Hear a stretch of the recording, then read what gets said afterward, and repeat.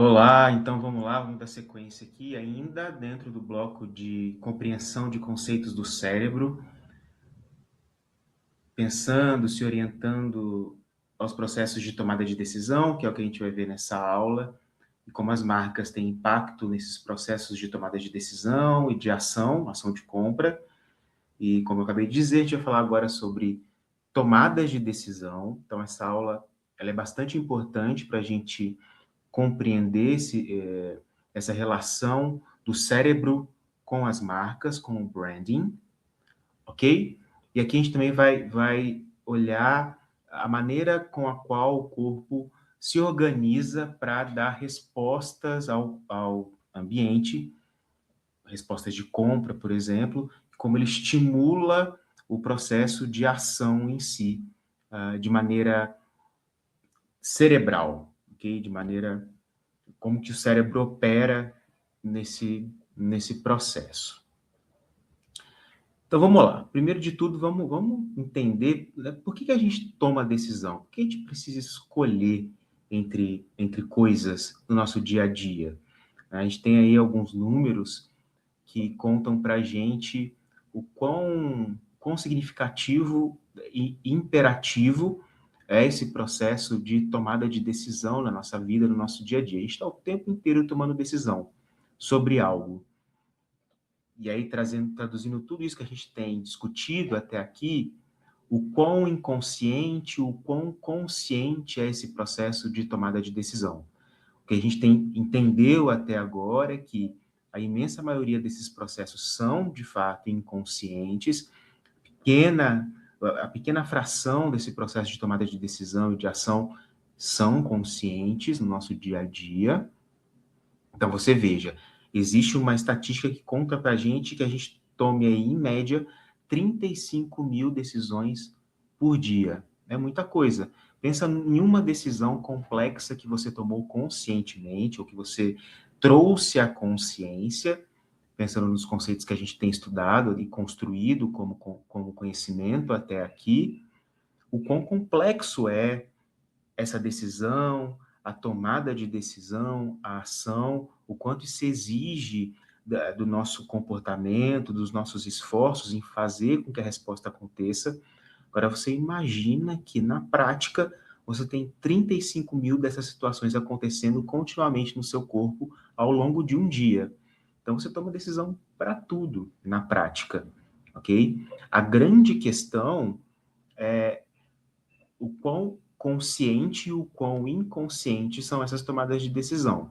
E, de novo, o que a gente tem visto até aqui é que a imensa maioria são inconscientes e que, no caso das decisões relacionadas à compra, a consumo, a construção de significação de marca no nosso inconsciente tem um poder de apoiar essas tomadas de decisão relacionadas à compra muito grande, muito maior do que a gente imagina de maneira consciente falando, tá? Conscientemente falando, ok? E a gente tem que tomar decisão na prática, pensando na relação do organismo com o ambiente, porque os recursos que o ambiente nos oferece são limitados. Então, quando a gente pensa aqui em 4 recursos que são básicos para o nosso dia a dia: tempo, energia, dinheiro e espaço. Todos esses elementos são limitados e as minhas decisões estão muito atreladas a esse tipo de recurso, ok? Para tempo, eu tenho que decidir onde eu quero estar na próxima hora. Eu tenho um compromisso daqui uma hora. Vou ou não vou? Eu preciso decidir se vou ou não vou, porque eu preciso utilizar esta próxima hora. Preciso organizar essa próxima hora, que é um recurso limitado, finito, então eu preciso aproveitá-lo da melhor maneira possível. Então eu tomo decisão sobre a melhor maneira de aproveitar esta próxima hora, porque o tempo é um recurso limitado. Energia, a mesma coisa. A gente chega a 8, que eu durmo cedo, né? Então, a gente chega a 8, 9 horas da noite, a nossa energia de dia já está se esgotando. Então, a gente precisa dormir, precisa reconfigurar, reconstruir o nosso processo de energia. Então, a gente sabe claramente, sente fisicamente que a energia é algo limitada biologicamente falando. E mesmo nas questões de ambiente, a energia ambiental, ela é um recurso limitado, muitas vezes escasso, e a gente precisa saber aonde a gente coloca, como a gente utiliza esse recurso da maneira mais otimizada possível. Ok? Faz sentido, né? Dinheiro, mesma coisa. É um recurso finito. Preciso saber a maneira mais inteligente de alocar os recursos financeiros para um projeto, para os meus gastos financeiros mensais, para uma viagem, para uma compra, enfim. Recurso limitado, eu preciso escolher algo relacionado a investimento financeiro, por exemplo. E espaço. Eu só consigo estar em um espaço específico em um determinado momento. Eu não consigo estar em dois lugares ao mesmo tempo. O espaço é limitado. A minha opção de estar em algum lugar específico, ela é limitada, porque eu tenho um corpo físico que me obriga a estar em um lugar de cada vez. Eu preciso escolher onde eu quero estar neste momento, gastando a quantidade de energia correta com o investimento de dinheiro correto. Então, por isso que a gente precisa escolher, tomar decisões. Esse é o conceito básico de tomada de decisão, tá? E a tomada de decisão, e aí isso é uma coisa que a gente tem falado muito nas aulas até aqui, e é um conceito muito importante para quando a gente pensa em construir estratégias comerciais, estratégias de marca, marketing, vendas, de negócios, tudo que envolve esse universo corporativo, esse universo de negócios e de mercado, que é o conceito de tomada de decisão e de ação. O que a gente viu até aqui é que são coisas completamente diferentes, é um exagero, mas são coisas diferentes. São espectros da mesma estrutura. Assim como quente e frio são extremidades de um mesmo espectro, tomada de decisão e ação são variáveis de um mesmo espectro comportamental, ok? E aí aqui esse chart vai acompanhar a gente daqui para frente em diversas aulas, a gente vai ver muito ele, ok? E ele traduz muito essa relação de espectro entre tomada de decisão e ação. Então, vamos olhar para ele, vamos entender ele no detalhe, porque ele é bastante importante, ok? Então, aqui a gente tem a figura do iceberg, que a gente já tem falado nas aulas, que ilustra para a gente bem essa relação de inconsciente e de consciente visual. E aí aqui a gente pode tentar ver essas fases do processo de transformação de tomada de decisão em ação a partir dessa metáfora do iceberg também. O que acontece no meu inconsciente que opera e condiciona o movimento para a ação comportamental, que no nosso caso, pensando em negócios, é a ação de compra efetivamente, tá? Então, o primeiro passo que a gente tem que olhar é a questão da flexibilidade neural, que é o tema da última aula que a gente teve aqui no bloco de cérebro, e a gente entende a flexibilidade neural como uma resposta ou uma série de respostas de possibilidades produzidas pelas associações de informações que o meu sistema nervoso associativo, os meus neurônios associativos, realizaram a partir das informações do ambiente que ele capturou pelos 5 sentidos, somados, associados com as informações que ele tem presente dentro do próprio inconsciente, consciente da psique estruturada desse indivíduo. Então, essas associações produzem respostas.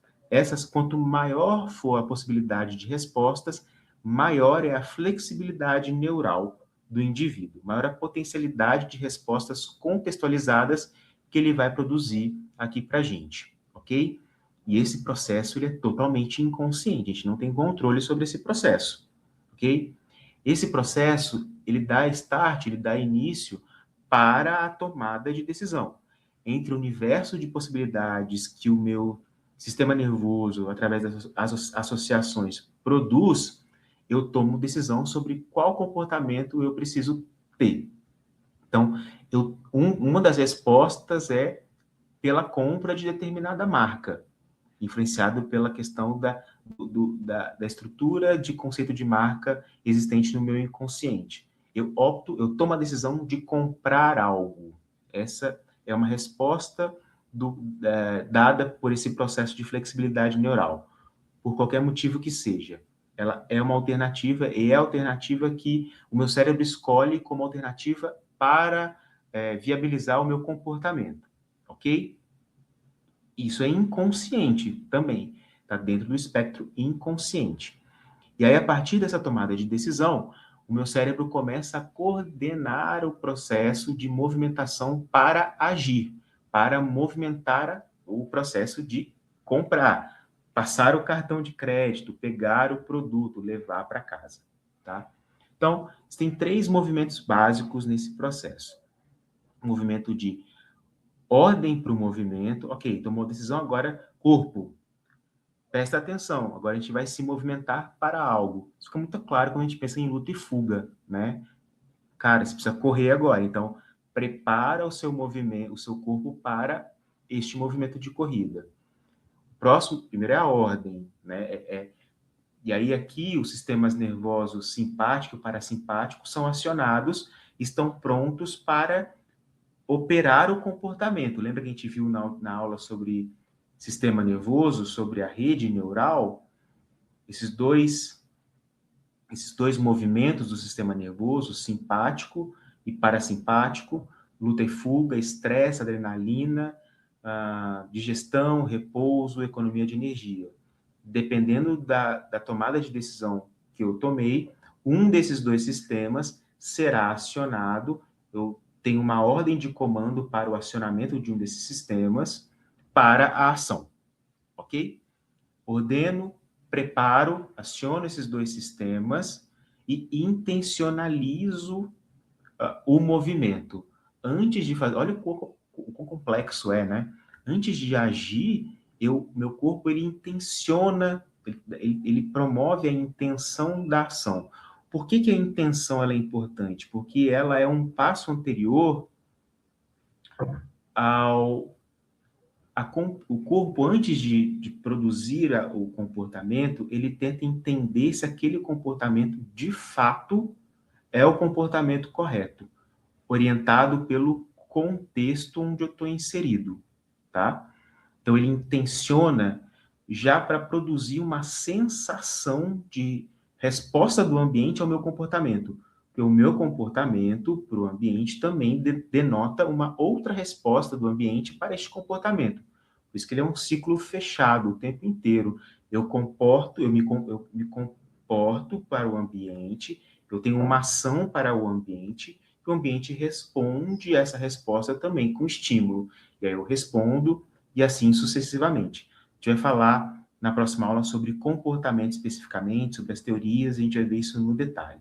Mas, por enquanto, a gente precisa entender que existe esse mecanismo de, primeiro, sentir a intenção, ter uma sensação de resposta do ambiente em relação ao meu comportamento, para entender se de fato eu tenho que ter esse comportamento ou não, inibir ou permitir que o comportamento de fato aconteça.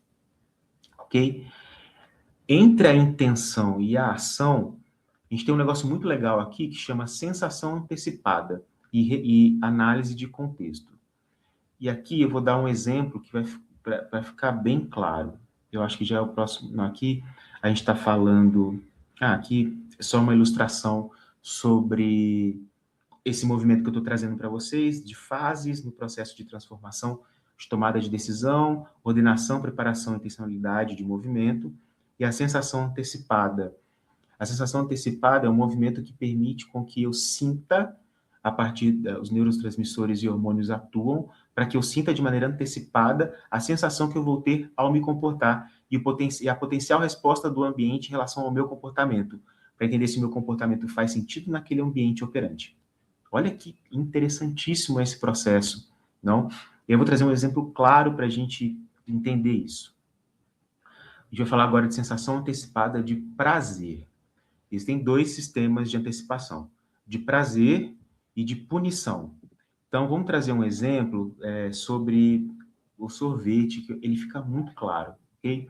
Vamos supor que a gente esteja no verão, um dia hiper quente, super calor, 40 graus, e aí você está andando na rua, ok? E aí você vê na esquina uma sorveteria e vê uma série de pessoas tomando sorvete, tá?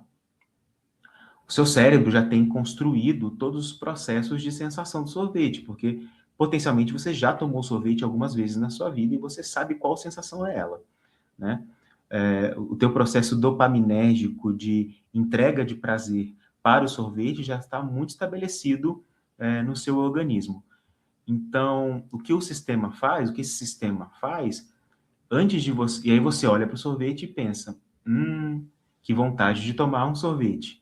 Só que antes... Então, você já tomou uma decisão. Quando você olha para o sorvete e você pensa que vontade de tomar um sorvete, porque existe um contexto de calor, e você sabe que é gostoso, antes de você agir, antes de você comprar o sorvete e tomar, o corpo te imbui de uma sensação antecipada de prazer em relação ao sorvete. Você sente a sensação e o prazer de tomar um sorvete, antes de tomar o sorvete.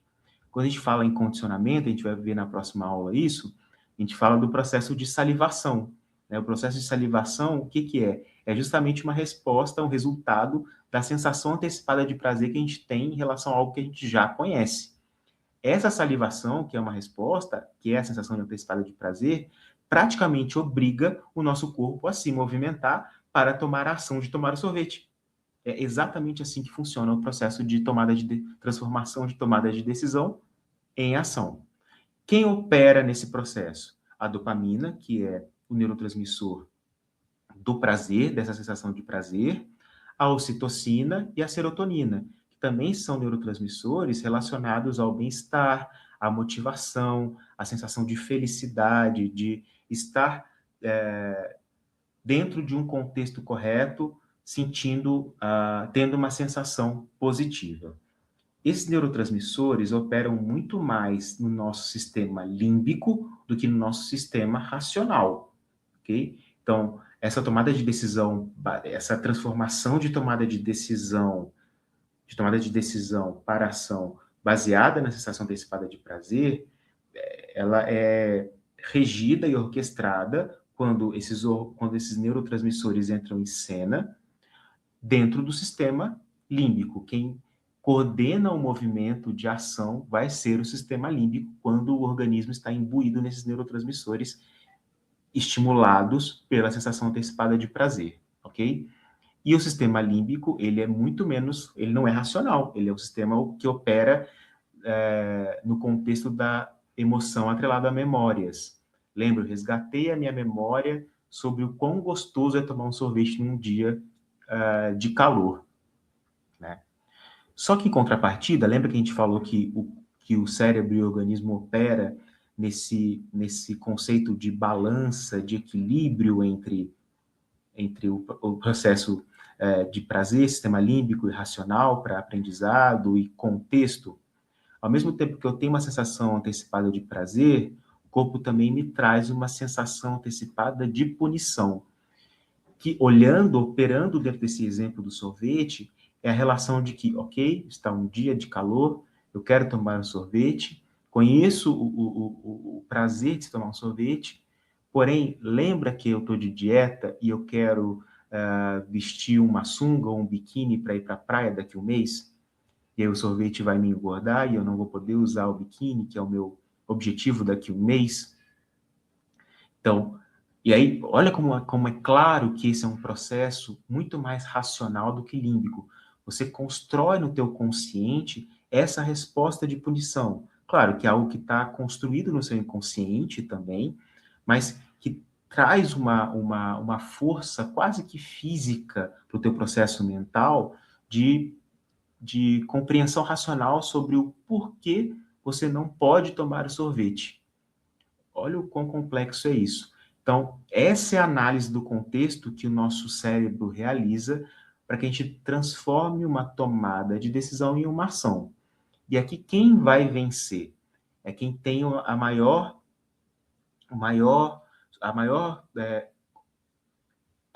subjetividade dentro do seu inconsciente, a maior significação dentro do seu inconsciente.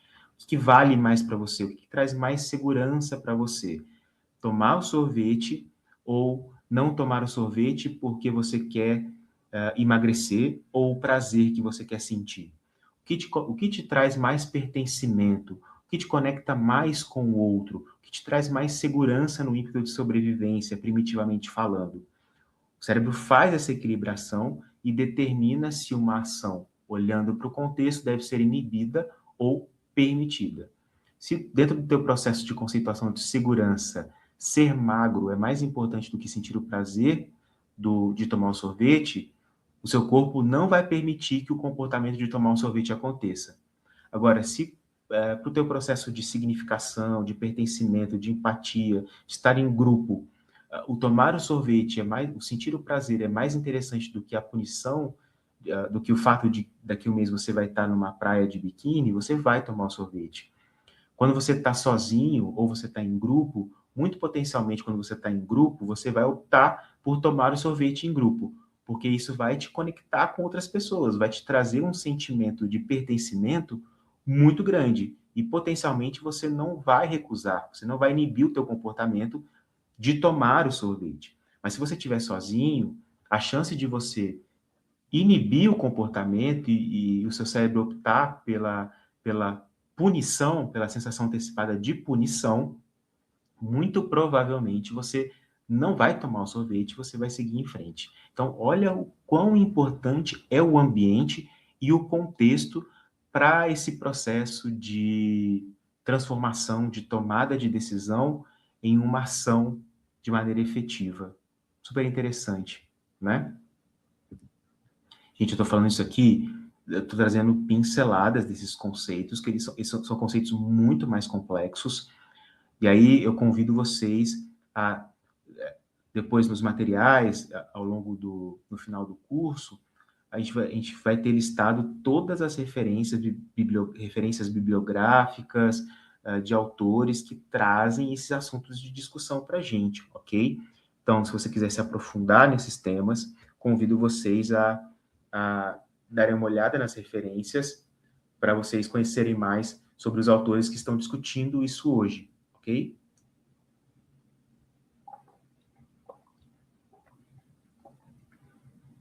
E aí esse desenho, essa é a gangorra, ilustra muito claramente para a gente esse movimento entre a sensação antecipada de prazer e a sensação antecipada de punição, de fato como uma gangorra. Vamos olhar né, essa figurinha que, né, esse bonequinho que está com o dedo apontado para ele, representa essa sensação antecipada de punição. E esse bonequinho que está todo feliz, assim, com as florzinhas em volta dele, ilustra a sensação antecipada de prazer. E olha como ele funciona exatamente como esse processo de gangorra, ok? E aí como as marcas operam nisso. As marcas, elas podem diminuir esse processo de sensação antecipada de punição. Vou trazer um exemplo aqui de sorvete. Eu posso pensar, ok, esse sorvete vai me engordar, mas é um Häagen-Dazs, que é uma marca de sorvete bastante considerado muito gostoso. Então, ok, faz sentido. Vou abrir uma exceção. Então, olha como uma marca consegue operar nesse processo de diminuição da sensação antecipada de perda, por exemplo, de punição. Ao mesmo tempo que ela pode incentivar e dar mais peso para o processo de sensação antecipada de prazer na tomada de decisão para uma ação de compra. Ok, é um Häagen-Dazs, então é um sorvete diferenciado, super gostoso, vale a pena. Então eu aumento a minha sensação antecipada de prazer. E por que que as marcas conseguem operar nisso? Porque elas conseguem construir, elas construíram no nosso inconsciente um processo de significação tão grande. Eu sei o que significa Häagen-Dazs, eu tenho um conceito, uma significação tão grande, tão consolidada de marca dentro do meu espectro inconsciente, que ele determina, ele ajuda, ele é como se fosse a cereja final para a tomada de decisão dentro desse espectro de punição ou de prazer, pensando nessas sensações antecipadas. Entendem como as marcas imprimem aqui uma relevância significativa nesse processo? Esse chart é muito importante para a gente, ele justifica o porquê que o investimento numa construção de marca consciente faz sentido no processo de compra, porque justamente as marcas têm esse poder de trafegar, de orientar o passo entre a sensação antecipada de prazer, reforçar a sensação antecipada de prazer ou de punição e estimular o passo final, que é a ação de compra em si, ok? E aqui só para a gente entender como funciona esse processo de modelagem, quando a gente pensa em processos de dopamina, tá? Olhando para a marca. O modelo onde as marcas ainda, eu estou trazendo marca aqui porque a gente está falando de branding, mas de qualquer estímulo do ambiente que ainda não tem um modelo padrão no cérebro, tá? Então, existe um comportamento no ambiente, por exemplo, vou imaginar que você nunca tenha tomado um sorvete na vida. Então, você pela primeira vez na sua vida vai tomar sorvete. Então, esse primeiro quadro mostra esse bonequinho correndo, é a ação de tomar sorvete pela primeira vez. O cérebro olha e fala, ok, vamos tomar um sorvete.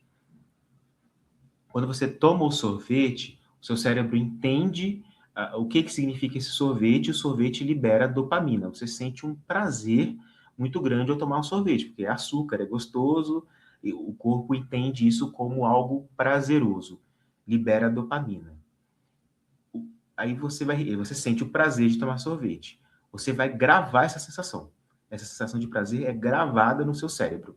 Ele fica registrado no teu modelo padrão de significação, lá no inconsciente, ok? E aí esse modelo de gravação de sensação é que vai operar na sensação antecipada de prazer numa outra oportunidade. Quando você olhar para um sorvete, você vai lembrar da sensação que está gravada no seu inconsciente para estimular você ao movimento de repetir a ação de tomar sorvete. Esse mecanismo existe e ele foi desenvolvido ao longo da evolução do cérebro humano, pelos milhares de anos de evolução, para garantir alguns comportamentos básicos para a nossa sobrevivência. Entre eles, a reprodução, então por isso que fazer sexo é gostoso, né? Porque é por isso que eu sempre tenho essa sensação antecipada de prazer quando eu penso em sexo, justamente por isso, para estimular o teu comportamento de fazer sexo, porque a gente precisa reproduzir a espécie e colocar o material genético para frente, ok? É um conceito básico da nossa biologia. Os processos de alimentação, a mesma coisa. Então, todos os processos de comportamento que primitivamente garantem a minha sobrevivência são regidos por esse espectro de registro de sensação de prazer para estimular o comportamento, a ação em si. A sensação antecipada de punição vai entrar aqui dentro de um espectro racional que vai compreender o ambiente onde eu estou operando e liberar e inibir esse comportamento. Então, ok, eu conheço a sensação antecipada de prazer de fazer sexo, porém eu estou na casa dos meus pais agora, não vou trazer ninguém aqui para fazer sexo comigo. Então, o contexto, por exemplo, tá? Não é nenhuma questão de julgamento, ok? Mas só para a gente entender que existem ambientes, existem situações onde o meu cérebro vai processar uma sensação antecipada de culpa, de punição racional para inibir aquele movimento, aquele comportamento que não está condizente com o contexto daquele momento, ok? Então, esse conceito de sensação antecipada, de prazer e de punição, ele é muito relevante para os nossos processos comportamentais, para a transformada de tomada de decisão em ação, e as marcas que têm conceitos muito estruturados e bem construídos no nosso imaginário, no nosso inconsciente, operam nessa gangorra, nessa porta de acesso para o comportamento. Então, acho que o exemplo da Häagen-Dazs é um exemplo que isso fica muito claro. O exemplo do sorvete fica muito claro para a gente, e como a marca tem esse poder de operar nessa nossa construção efetiva de comportamento que leva a gente para um processo de compra que está muito mais relacionado com, de fato, os sistemas de recompensa, de prazer, dopaminérgicos, de ocitocina e serotonina. Então, quando a gente fala de criação de compra, a gente tem que falar muito de sistema límbico, ok? Isso é muito importante para a gente.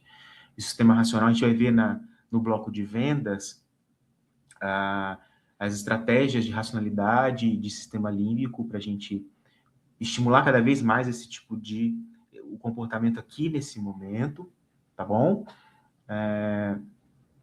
E como a racionalidade ela vem para nessa balança para dizer, cara, não é hora de comprar, mas o límbico vai dizer, putz, você está num contexto que você merece, é uma marca interessante, vale a pena comprar. Então, olha como as marcas operam de maneira a finalizar essa transformação de tomada de decisão em uma ação efetiva, ok? Agora, na próxima aula, a gente vai falar de comportamento e como tudo isso, de fato, opera lá na ponta do comportamento, ok?